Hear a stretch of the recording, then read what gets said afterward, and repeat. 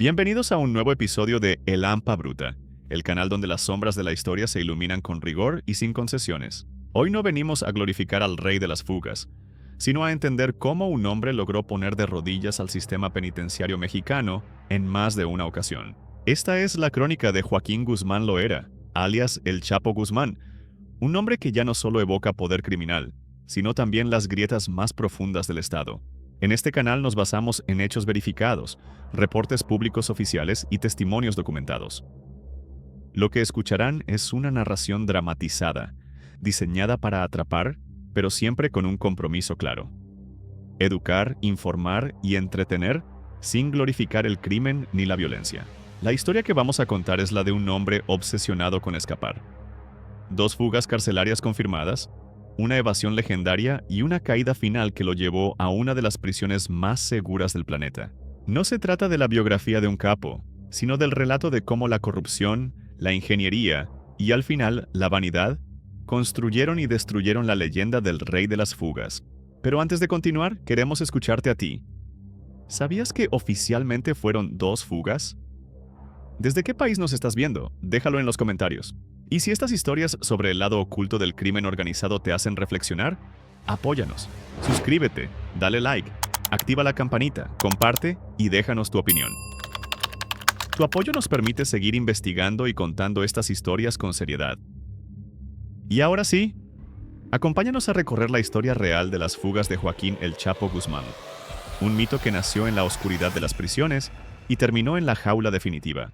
Hay obsesiones que definen una vida: la búsqueda de poder, la acumulación de riqueza, la sed de venganza.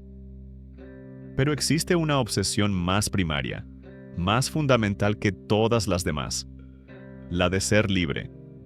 El historial de Joaquín Guzmán Loera, conocido mundialmente como El Chapo Guzmán, muestra una constante obsesión por escapar del encierro, convirtiendo la fuga en el rasgo más recordado de su vida. Su legado no solo se mide en las toneladas de sustancias que traficó o en el poder que acumuló su organización, sino en las veces que desafió al Estado, humillándolo al desvanecerse de prisiones consideradas impenetrables. En este canal nuestro compromiso es con la veracidad. Por eso vamos a desmitificar la leyenda. No hubo 3 fugas carcelarias como a menudo se suele repetir. Hubo 2, cada una espectacular y reveladora a su manera. Y hubo, además, una evasión clave que permite entender la mente paranoica y metódica de un hombre que vivía, a cada segundo, preparado para desaparecer. Esta es la historia de cómo la corrupción, la ingeniería y, finalmente, la vanidad tejieron la leyenda del rey de las fugas. La historia de los grandes escapes comienza, irónicamente, con una captura. El 9 de junio de 1993, Joaquín Guzmán es detenido en Guatemala. Para el gobierno mexicano era un trofeo importante. Fue recluido en el penal de alta seguridad de Almoloya de Juárez. El mensaje era claro: su carrera había terminado, pero Guzmán comenzó a tejer su red desde el interior. En 1995, consiguió un traslado al penal de Puente Grande, en Jalisco, un lugar que, sobre el papel, era una fortaleza. Sin embargo, para Guzmán, se convirtió en su centro de operaciones personal. Diversos informes y testimonios señalan que allí gozaba de privilegios poco comunes: acceso a lujos, fiestas y una influencia tal sobre el personal penitenciario que parecía más amo que prisionero. Y cuando el cerco se volvió incómodo, su salida no fue un simple acto de voluntad, sino el resultado de una operación de corrupción a gran escala que abriría el capítulo más bochornoso del sistema penitenciario mexicano.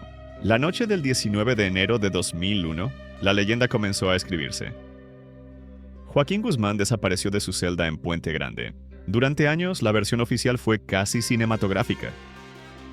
El Chapo se había escondido en un carrito de lavandería empujado por un empleado de mantenimiento, atravesando más de media docena de puntos de control sin ser detectado.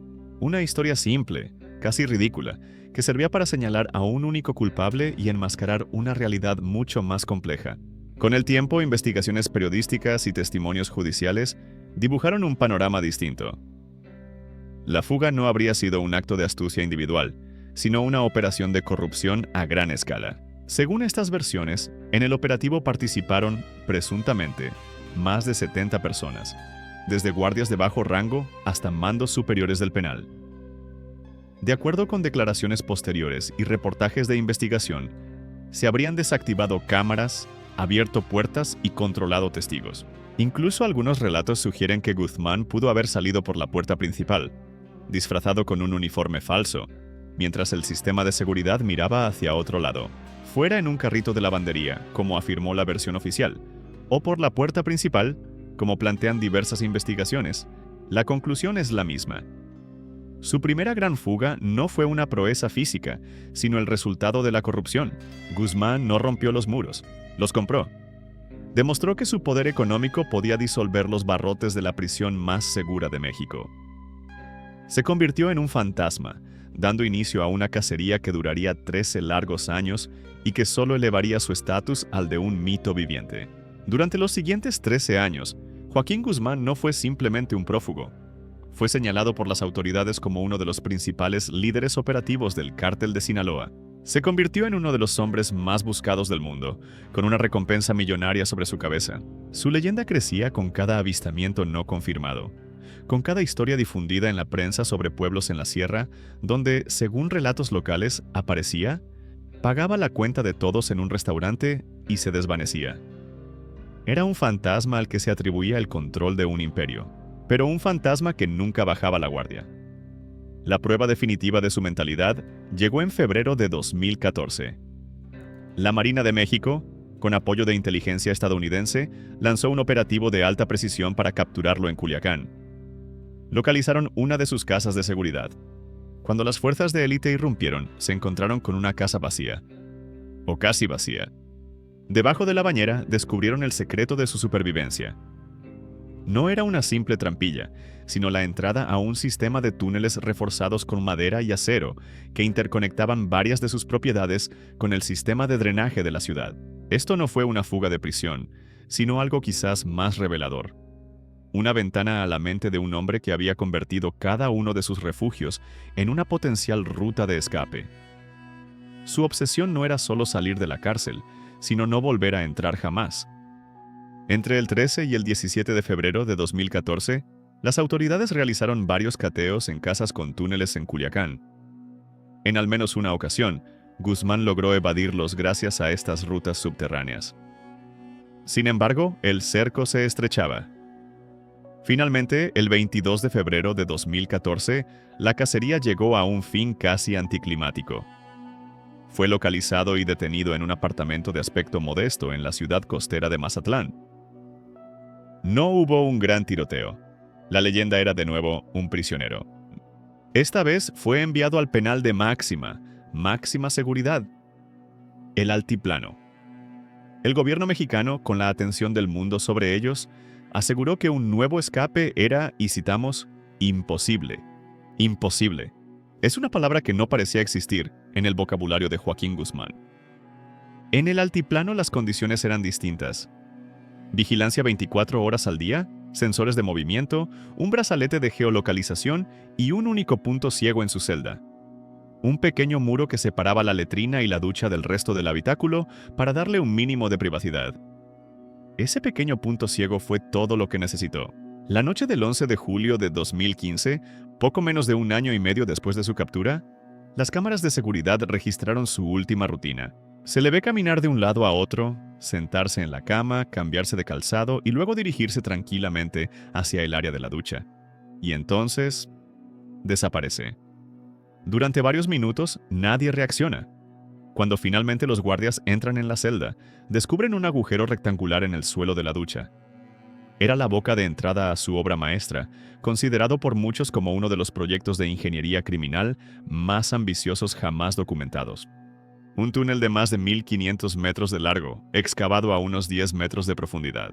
Contaba con un sistema de ventilación hecho con tuberías de PVC, iluminación y, lo más increíble de todo, una motocicleta modificada para funcionar sobre un sistema de rieles, diseñada para extraer la tierra durante la construcción y, presumiblemente, para la huida final de Guzmán. El túnel conectaba su celda con una casa a medio construir en medio de la nada. Esta fuga no fue solo un desafío logístico, sino también una señal de vulnerabilidad institucional. Diversos analistas y medios señalaron que la magnitud del operativo sugería corrupción o complicidad en distintos niveles. Según investigaciones y reportes periodísticos, la construcción requirió planos precisos de la prisión, coordenadas GPS exactas de la celda y una inversión que se calcula en millones de dólares. Fue un golpe calculado y una humillación global para el Estado mexicano, que vio cómo su prisionero más valioso se desvanecía, literalmente bajo sus pies. La leyenda del rey de las fugas era ahora incontestable. La segunda fuga fue la afrenta definitiva. El gobierno mexicano, herido en su orgullo y presionado internacionalmente, desplegó la Operación Cisne Negro, una de las operaciones de búsqueda más mediáticas y sofisticadas que ha enfrentado México en tiempos recientes. Gran parte de los recursos de seguridad estaban ahora enfocados en un solo hombre. Pero, mientras era el objetivo número 1 del planeta, Guzmán cometió un error que no fue táctico, sino profundamente humano. Un error nacido de la vanidad. En la clandestinidad de la Sierra de Sinaloa, comenzó a gestionar un proyecto personal. Una película sobre su propia vida. Quería contar su leyenda y para ello, estableció contacto con la actriz mexicana Kate del Castillo. Esta comunicación derivó en un encuentro secreto en octubre de 2015, al que se sumó el actor estadounidense Sean Penn, quien buscaba una entrevista para la revista Rolling Stone. Guzmán, el fugitivo maestro del sigilo, abrió una ventana a su mundo.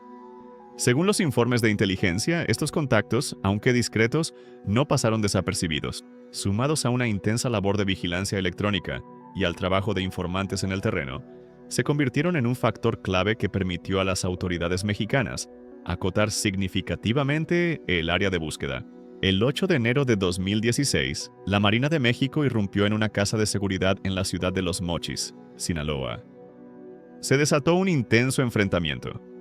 Fiel a su naturaleza, Guzmán activó un último mecanismo de escape, huyendo una vez más por el sistema de alcantarillado junto a su jefe de seguridad.